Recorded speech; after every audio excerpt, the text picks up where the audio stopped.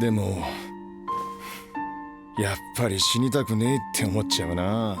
오늘 여러분에게 들려줄 캐릭터는 강철의 연금술사에 등장하는 반 호에마임이라는 아저씨 이야기입니다. 이 아저씨는 거의 불사신이고 현자에 가까운 삶을 살았는데 자식들에게 원망을 듣지만 그래도 가족과 국민들을 지키기 위해 희생하는 인물이죠. 시작은 수백 년 전, 사막 한가운데 크세르크세스라는 나라가 있었어요. 그 나라에는 연금술사가 한 명 있었는데 그 사람이 노예 23호의 피를 이용해서 플라스크 안에 난쟁이라는 존재를 우연히 만들면서 이야기가 시작합니다. 이 난쟁이는 호문클루스라고 인공적으로 만들어낸 생명체 같은 건데 굉장히 똑똑했죠. 그래서 노예 23호에게 자신을 태어나게 해줘서 고맙다며 이름을 지어줘요. 테오파라스투스, 필리푸스, 아우레올루스, 봄바스투스, 폰 호에나임. 너무 긴 이름인데 사실 이게 실존 인물 이름이에요. 스위스 사람으로 연금술사의 이름이죠. それじゃバンホーエンハイムでどうだろう。 어쨌든 근데 너무 길어서 노예는 반 호에나임으로 하자고 합니다. 그리고는 난쟁이가 호에나임한테 이렇게 말합니다. 이대로 노예로 살면 플라스크 속에 갇혀있는 나와 별 다를 게 없다. 너에게 글과 숫자, 지식 등 이런 걸 알려주겠다. 그리하여 호에나임은 난쟁이에게 수많은 지식을 얻게 되죠. 생각보다 얘가 똑똑해서 금방 배우고 주변에 있는 다른 노예들에게도 숫자나 글 이런 걸 가르쳐주는데 결국 연금술사에게 걸립니다. 그러자 호에나임이 오히려 당당하게 자신은 글을 쓸 줄 아니까 조수로 삼아달라고 해서 연금술사가 조수로 쓰게 되죠. 호에나임은 다행히 연금술사로서 재능이 있어서 어느 정도 노동에서 자유로워졌고 가족도 만들어보고 싶다 하면서 꿈을 꾸기 시작하죠. 그리고 자신에게 이런 기회를 만들어준 난쟁이하고도 100% 잘 지냅니다. 그러던 어느 날 크세르크세스 왕이 난쟁이가 신비한 존재니까 그를 불러서 불로불사의 비법을 알려달라고 합니다. 마치 진시황이나 길가메시처럼 영원히 살고 싶었던 거죠. 老いによる焦りか悲しいねクセルクセスを。 난쟁이가 그래서 비법을 알려줍니다. 나라에 크게 연성진을 만들고 백성들을 다 희생시키면 불사신이 될 수 있다는 걸 알려줘요. 그러니까 왕도 미친놈이지. 불사신이 되고 싶어서 수로를 만든다는 명목하에 연성진을 파고 특정 지점에 오면 군인들을 도적으로 위장시켜서 백성들을 학살합니다. 이걸 반복해서 수년에 걸쳐서 연성진을 완성하죠. 난쟁이가 왕한테 국토 연성진 중심에 있으면 안전하다고 말하고 일식에 맞춰서 의식을 거행합니다. 그러자 백성들도 다 죽고 왕하고 대신까지 순식간에 소멸하듯이 없어지죠. 그리고 진짜 연성진의 중심에 있던 건 호에나임하고 난쟁이였습니다. 대략 106만 명이 희생되는데 우리나라로 치면 고양시 정도 인원이 모두 사라진 거예요. 그래서 그 영혼이 모두 현자의 돌로 변하면서 호에나임한테 절반, 난쟁이한테 절반 들어갑니다. 난쟁이의 진짜 목적은 백성들을 희생해서 플라스크 밖으로 나가는 게 목적이었던 거죠. 協力感謝するよホーエンハイム。 호에나임은 몸속에 53만 명의 영혼이 막 말하니까 고통스러워하면서 동쪽으로 도망가 버렸고 난쟁이는 다음 큰 그림을 그린다며 서쪽으로 가버리죠. 동쪽으로 도망간 호에나임은 싱이란 곳으로 가는데 이곳에서 연금술을 가르치며 살게 되고 서쪽에서 온 현자라 불리게 됩니다. 싱이 사용하는 연단술은 이때 호에나임이 가르쳐준 연금술을 기반으로 만들어진 거죠.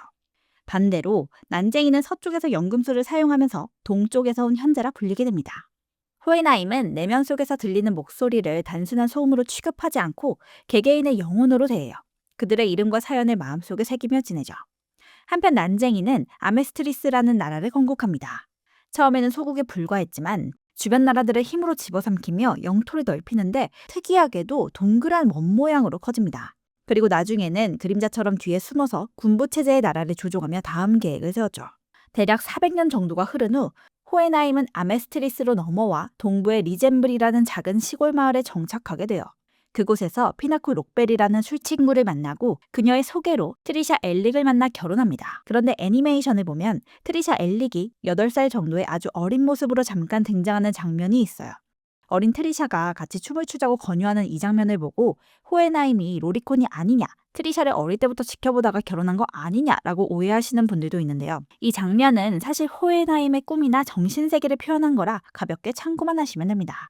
어쨌든 에드워드와 알폰스를 낳고 기르며 가족을 얻게 된 호에나임은 한 가지 새로운 목표를 가져요. 바로 평범한 인간들처럼 가족과 함께 늙어가는 것. 그래서 평범한 인간이 되기 위해 매일같이 방에 틀어박혀 연구를 하기 시작하죠. 그 과정에서 아메스트리스에 일어났던 일련의 사건들을 조사하다가 호문클루스가 또다시 국토 연성진을 준비하고 있다는 사실을 눈치채고 그 재앙을 막기 위해 길을 떠나기로 합니다. 아침 일찍 조용히 떠나려는데 마침 화장실 가려던 알폰스와 에드워드가 나오다가 아버지와 딱 마주쳐요.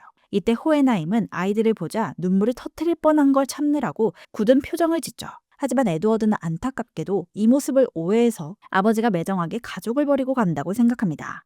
그리고 얼마 안 가 트리샤가 전염병으로 세상을 떠나자 에드워드는 엄마를 지켜주지도 장례식에도 오지 않는 아버지를 あいつのことは言うな 그 자식이라고 부르기 시작해요. 한편 호헤나임은 계속해서 전국을 돌아다닙니다.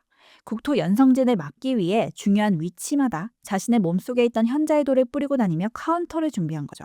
이 작업은 몇 년이나 걸리는데요. 약속의 날이 되기 전까지 리젠블에 잠깐 들르기도 하고 커티스 부부를 만나기도 합니다. 이때 애니메이션을 보면 호헤나임이 좀 흑막처럼 보이는 행동을 해요. 갑자기 시글을 떼어놓고 이즈미에게 군부와 접촉한 적이 있냐고 물으며 다짜고짜 복부를 손가락으로 찌르거든요. 꽤 의심스러운 장면인데 사실 이건 잃어버린 이즈미의 장기를 제주 앞에서 고쳐주는 거였습니다. 물론 갑자기 찌른 탓에 시그한테 한 대 맞긴 하지만요. 그리고 리올 마을에도 방문합니다. 초반에 사이비 교주가 있던 바로 그 마을이죠. 이곳 역시 호문클루스가 이미 내전을 일으켜서 많은 사람들의 피가 뿌려진 상태였고 호헤나임은 교당 건물 지하로 들어가 국토 연성진의 실태를 눈으로 직접 확인합니다. 거기서 프라이드와 잠깐 만나 선전포고까지 하고 물러나죠. そのうち奴隷23号が会いに行く 이후 마을 재건을 돕다가 알폰스와 재회하는데 꽤 어색한 기류가 감돕니다. 그래도 알폰스는 에드워드보다는 아버지에게 호의적이어서 자연스럽게 대화를 나눠요. 호헤나임은 아들이 자신을 믿어주니 자신의 과거와 함께 지금 무슨 일이 일어나고 있는지 털어놓습니다. 알폰스 역시 자신이 알아낸 사실들을 말해주며 터널을 파괴해 막자고 제안하는데 호헤나임은 터널을 무너뜨려봐야 임시 방편일 뿐이라며 자신에게 생각이 있으니 하늘을 보라는 힌트를 남깁니다. 마침내 약속의 날 하루 전날 센트럴 근처 빈민촌에서 재건을 돕고 있던 호헤나임은 그곳을 찾아온 에드워드 일행과 마주쳐요. 물론 만나자마자 에드워드에게 한 대 맞고 시작하죠. しかも右で 호헤나임은 자신의 과거와 내일 일어날 모든 일을 에드워드 일행에게 털어놓습니다. 하지만 에드워드는 알폰스와 다르게 그 모든 걸 한 번에 받아들이진 못해요. 그래도 어머니가 남긴 유언만큼은 덤덤히 전해줍니다. 約束守れなくてごめん先に行くって 이 말을 들은 호헤나임은 꼭 참았던 눈물을 흘리고 에드워드는 그 모습을 보면서 자신이 아버지를 오해했다는 걸 깨닫고 사실상 용서를 하죠. 다만 어색해서 겉으로 제대로 표현하지 못했을 뿐. 그리고 그날 밤 프라이드와 글러터니의 기습 공격을 받게 되는데 이때 알폰스의 기지에 따라 프라이드를 붙잡아두기 위해 둘을 한 번에 가두는 선택을 합니다. 드디어 약속의 날이 밝고 에드워드 일행과 호헤나임은 센트럴 중심부로 향해요. 중간부터는 호헤나임이 단독으로 행동하기 시작하죠. 그리고 마침내 지하에서 난쟁이를 오랜만에 다시 만나 전투를 벌이게 되는데 여기서 호헤나임이 묻습니다. 대체 왜 가족 같은 걸 만들었냐고요.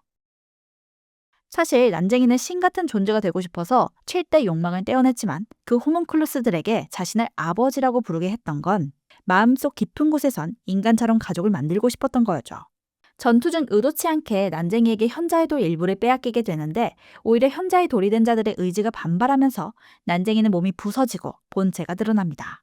이후 난쟁이에게 완전히 잡아먹히며 제물이 되긴 하지만 호헤나임은 어차피 자신의 계획한 바를 실행하기 위해 굳이 억지로 발버둥치지 않는 모습을 보여주죠. 결국 국토 연성진은 발동해버리고 난쟁이는 아메스트리스에 사는 모든 사람들의 영혼을 자신의 몸 안에 넣으며 신과 같은 존재가 되는데 이때 호헤나임은 마치 기다렸다는 듯 달의 그림자를 이용해 엄청난 역전극을 시전합니다. 이 카운터로 인해 난쟁이는 다시 혼을 빼앗기며 자신의 몸조차 유지하기 힘든 상황에 처하죠. 분노한 난쟁이가 강력한 일격을 가하고 호헤나임이 이를 막아내려 하지만 힘에 부추하며 많이 버거워하죠. 그런데 바로 그때 뒤에서 아들들이 함께 힘을 보태주자 목숨을 걸고 끝내 막아내죠. 다행히 때맞춰 스카가 역전 연성진을 발동시키고 호헤나임의 카운터와 스카의 연성진, 이 두 개가 시너지를 일으키면서 난쟁이의 계획은 완전히 흐트러지게 됩니다. 두 개의 연성진은 서로 다른 역할을 하는데요. 먼저 호헤나임이 발동한 연성진은 아메스트리스 국민의 영혼을 다시 원래 육체로 되돌려 넣는 연성진이고요. 스카이 형이 준비한 연성진은 난쟁이가 연금술을 통제하기 위해 막아두었던 지각 에너지를 해방시켜서 다른 연금술사들이 훨씬 더 강력한 힘을 발휘할 수 있게 만들어주는 역할을 합니다. 어쨌든 이 두 연성진의 시너지 덕분에 주인공 일행은 더욱 거센 공격을 펼치고 난쟁이는 큰 위기를 맞게 되죠.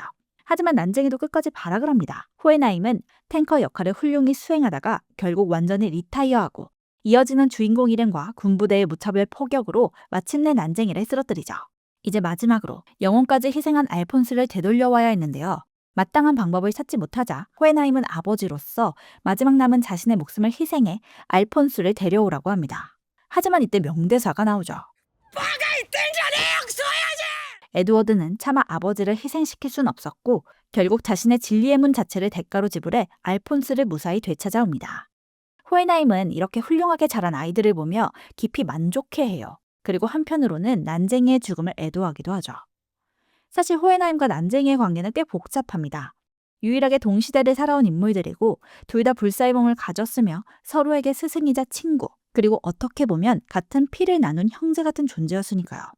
만화책과 애니메이션의 결말 묘사가 조금 다릅니다. 만화책에서는 모두가 승리를 축하하고 있을 때 호헨하임이 조용히 자리를 떠나지만 애니메이션에서는 암스트롱 소령이 다가와 あの二人の少年がいなければこの国が滅んでいました。 그가 아버지로서 결코 실패하지 않았음을 보여주는 감동적인 장면이 추가되었죠. 그 후 호헨하임은 아내 트리샤의 무덤 앞에서 뒤늦게나마 그녀를 따라가듯 평온하게 눈을 감습니다. 그리고 오랜 술친구인 피나코가 그의 시신을 수습해주며 이야기는 끝을 맺죠. 특히 애니메이션 63화의 엔딩은 호헨하임의 일생을 되짚으며 400년에 걸친 그의 이야기를 웅장하게 마무리하는데요. 마치 제작진이 호헨하임이라는 인물을 위해 준비한 헌정 장례식처럼 느껴지기도 합니다. 저는 다음에 또 다른 이야기로 찾아오겠습니다.